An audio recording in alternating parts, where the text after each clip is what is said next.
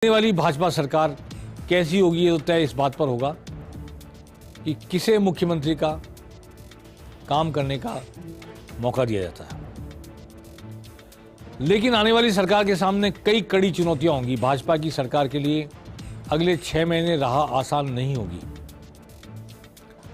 और क्या कड़ी चुनौतियां उनके सामने आएंगी, इस पर मैं आज चर्चा करना चाहता हूं। सबसे पहले सबसे कड़ी चुनौती है लॉ एंड ऑर्डर। अभी हमने देखा गोगामेडी की हत्या के बाद कैसे पूरे राजस्थान में आग लग गई थी। तो भाजपा ने कांग्रेस सरकार के लॉ एंड ऑर्डर को कोसते कोसते ये चुनाव जीता है। रेप के मामलों को, महिला दुष्कर्म के मामलों को लेकर प्रधानमंत्री ने खुद आधा दर्जन बार अशोक गहलोत सरकार को कटघरे में खड़ा किया है। महिलाओं की सुरक्षा को बहुत बड़ा मुद्दा बनाया है इस चुनाव में। इसलिए लॉ एंड ऑर्डर को सही करना, ठीक करना, अगर आपने उसे खराब बताया, गलत बताया है तो उसको ठीक करना और जनता में विश्वास पैदा करना, जैसा कि आप कह रहे हैं विश्वास उठ गया है, आपकी पहली प्राथमिकता होनी चाहिए। और ये मामूली बात नहीं होगी। आने वाले मुख्यमंत्री को कैपेबल इनफ होना पड़ेगा या गृह मंत्री जो भी बने वो ऐसा ताकतवर हो कि पुलिस विभाग की ब्यूरोक्रेसी को, क्योंकि पुलिस नहीं बदल जाएगी सरकार बदलने से। पुलिस वही है, सिपाही से लेकर डीजीपी तक फिलहाल तो वही है। जहाँ आप डीजीपी को बदल सकते हो, पर वही पुलिस है, वही थाने हैं, वही डीएसपी है, वही एएसपी है, वही एसपी हैं, वही आईजी हैं। इधर से उधर कुछ कर लीजिए, फोर्स नहीं बदल रही। उससे काम लेने का आपका तरीका कैसे आप बदलोगे, कौन मुख्यमंत्री बनेगा जो कम से कम इन पर ऐसा नियंत्रण, प्रभावी नियंत्रण करे कि कानून व्यवस्था की स्थिति में और खासतौर पर महिला दुष्कर्मों की स्थिति में कन्विंसिंग सुधार नजर आए। कन्विंसिंग, क्योंकि 6 महीने बाद लोकसभा के चुनाव है, इसलिए मैं कन्विंसिंग शब्द का इस्तेमाल कर रहा हूं। दूसरी सबसे बड़ी चुनौती है कि खजाना खाली, और गहलोत ने जो योजनाएं एक के बाद एक 500 रुपये में गैस सिलेंडर, 100 यूनिट बिजली फ्री, किसान को 2000 यूनिट बिजली फ्री, और चिरंजीवी योजना और ओपीएस कैसे मेंटेन करेंगे आप। और कई चिरंजीवी योजना में अस्पतालों ने पैसा नहीं मिलने के कारण इलाज करना बंद कर दिया, तो ये एडवर्सली हिट करेगा।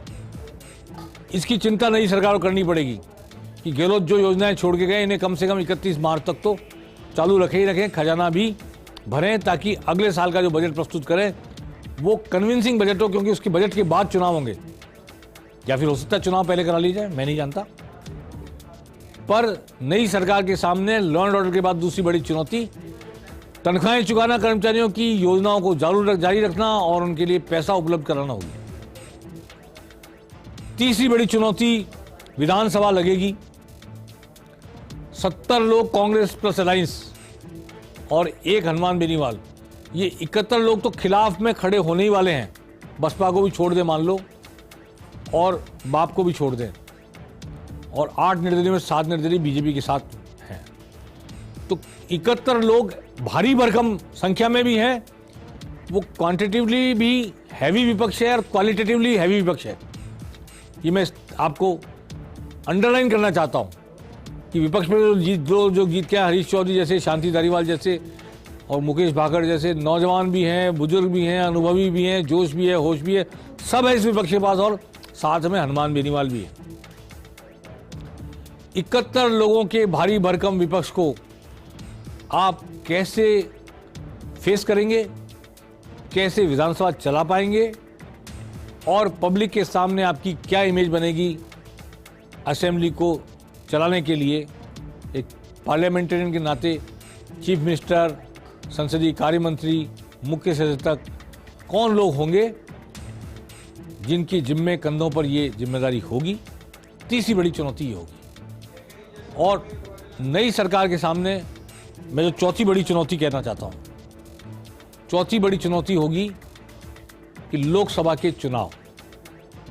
पिछले चुनाव में भले विधानसभा में भाजपा हार गई थी, लेकिन लोकसभा चुनाव में 25 की 25 सीटें भाजपा लेके आई, और 25 की 25 सीटों में 24 सीट भाजपा के पास थी, 1 सीट आरएलपी के पास थी। हनुमान बेनीवाल खुद जीत कर आए थे, वो बीजेपी के साथ मिलकर चुनाव लड़े थे। इस बार बीजेपी के साथ नहीं है, वो अलग हैं। बीजेपी भी उनसे अलायंस नहीं करेगी किसी भी कीमत पर, क्योंकि ज्योति मिर्धा बीजेपी में आ गई हैं। हालांकि विधानसभा चुनाव हार गई भले ही वो, लेकिन उनके रहते हनुमान बेनीवाल से कोई अलायंस नहीं हो सकता। इस विजय के बाद तो अलायंस होने की कोई संभावना दूर दूर तक नहीं है।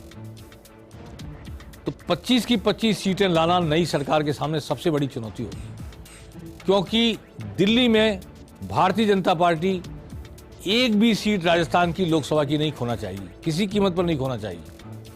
इसलिए नए मुख्यमंत्री और नई सरकार के सामने एक बड़ा काम, बड़ा टारगेट, बड़ी चुनौती ये होगी कि कैसे 25 के 25 सीटें जिता कर दी जाएं।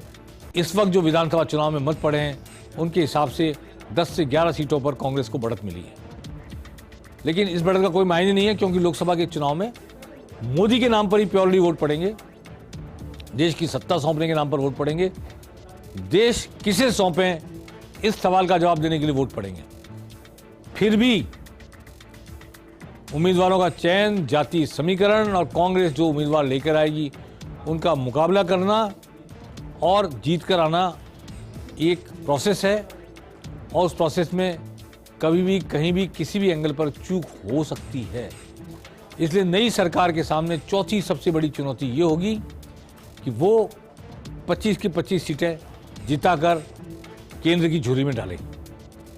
तो 4 बड़ी चुनौतियां नई सरकार को अगले 6 महीने में झेलनी है, फेस करनी है, और फेस करके परफॉर्म करके दिखाना है। चारों मामलों में परफॉर्म करके दिखाना है।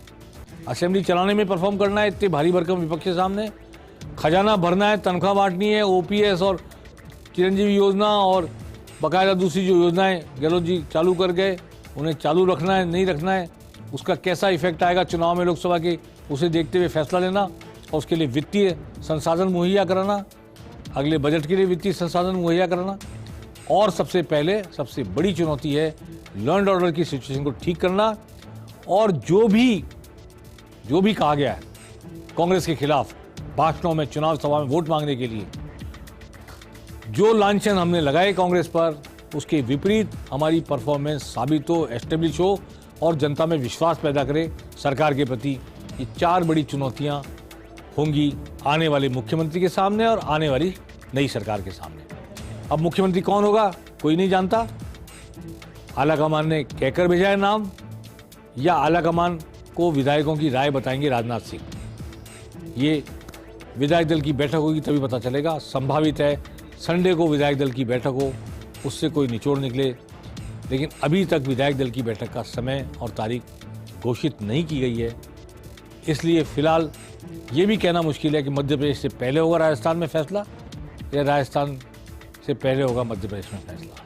पेनल्टी कॉर्नर में आज बस इतना ही। उम्मीद करते हैं अगली बार जब हम मिलेंगे हमारे साथ नई सरकार के मुखिया का नाम होगा। नमस्कार।